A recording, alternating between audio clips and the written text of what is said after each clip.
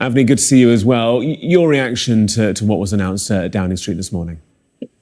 So it's a super welcome announcement from our perspective. One of the things that we've talked about previously is that we feel like the debate around social media for under-16s is too narrow.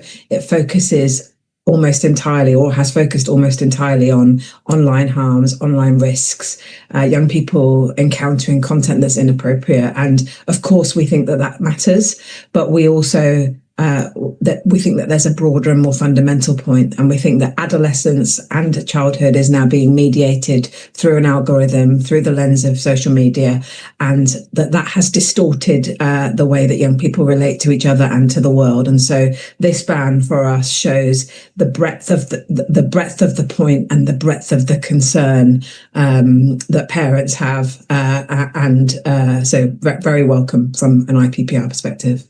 A question for you both. I'll ask it in turn, but a lot of people say, look, this is kind of the state playing big brother. Let parents be parents. Parents know their households best and their children's interests best. What do you make, Avnee, of that argument? I mean, the thing about that is that the state has always regulated against things that are harmful or not at children's best interest. We don't let children gamble. We don't let children smoke, and so that's the most basic point. But there's something deeper, which is that. Children, we've done extensive research with children and young people about social media, and they feel like they don't have a choice.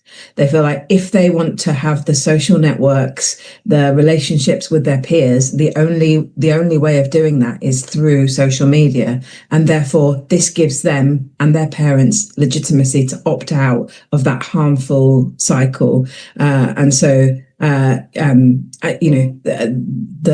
kind of implementation obviously is going to be a big deal, but this ban shows what's socially acceptable and will change the cultural norm.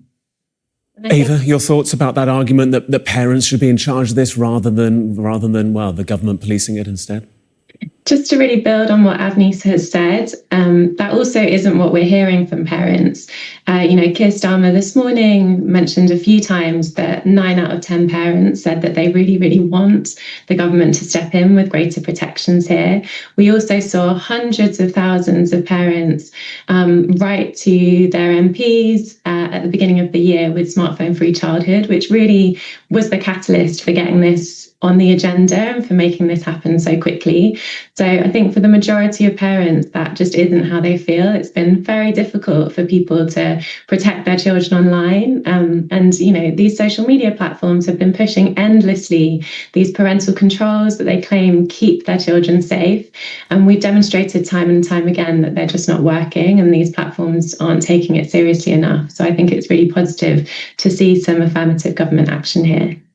And with that in mind, Ava, you talk about kind of social media firms pushing agendas. Are you fearful, because this isn't, if it does get put into law, it looks as though the Labour Party will all fall into line to vote it through, but it won't happen until the spring of next year. Are you fearful that social media companies might really try and kind of turn the screw and put pressure on digitally, might try and utilise their algorithms to try and challenge this in the coming months?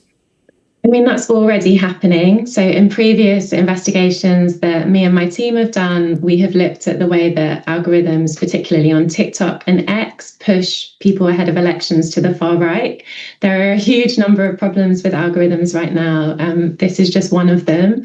So yes, potentially that is something that will happen. But again, I hope that now that these firms are really, in the eye line of ministers and the Prime Minister right now, that proper action will be done and people will be continuing to look at what these platforms are doing over the coming months. Avnee, there's been an awful lot of talk of Australia in this debate, in particular referenced by the Prime Minister this morning. If you were sitting down with the Department of Education, for example, and saying, look, or any government body, and saying, look, these are the lessons to be learned, or these are lessons to maybe ignore, what can we take from the Australian situation and how do we apply it to the UK? I think it's really important to recognise that there's no magic bullet. Young people are exceptional at finding their way around technological barriers to accessing content and platforms that they want to access. I think that often that is used by some as an argument for not putting in place such a ban. But I think that the broader argument is that this gives parents and young people legitimacy to opt out of a situation that's harmful. That's the beginning of a medium to longer term process where use of social media by young people is no longer the norm.